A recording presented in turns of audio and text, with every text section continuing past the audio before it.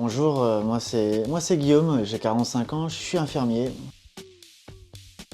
Je suis français. J'habite en Alsace, tout au sud de l'Alsace, avec la frontière, à la limite à la frontière suisse.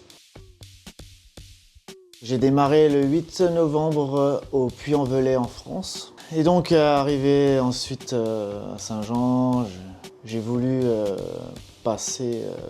J'ai écouté le conseil d'une hospitalière que j'ai rencontrée à Conques, donc sur le chemin du Puy, et qui m'a dit il n'est pas obligatoire de faire tout le chemin à pied. Écoute ton corps. Si ton corps a besoin de prendre du repos, fais-le avancer d'une autre façon que par la marche. C'est ce que j'ai fait. J'ai pris le train donc jusqu'à Léon.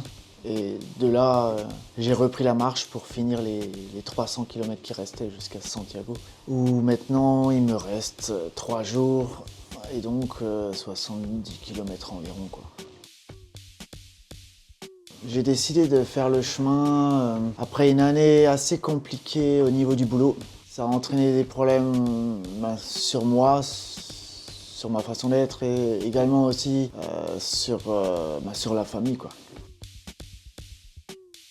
Surtout les hôtes, pas trop de pèlerins à cette époque-là, mais surtout les hôtes qui amènent à la réflexion. C'est vraiment le point fort des hôtes, on va dire. Ils sont là pour écouter, ils sont là pour discuter, ils sont là pour aussi pour remotiver et pour pouvoir faire continuer le chemin, même si les motivations ne sont pas toujours là. Après, il y a le soutien de la famille, bien sûr, sinon l'arrêt se serait vite produit. En fait, on s'imagine des choses, mais en fait, tant qu'on ne le vit pas, on peut pas savoir. C'est vraiment quelque chose de particulier, ce chemin.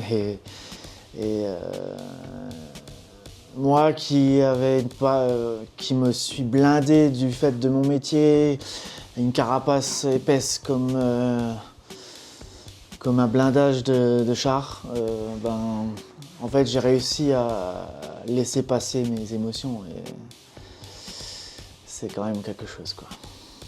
Vraiment.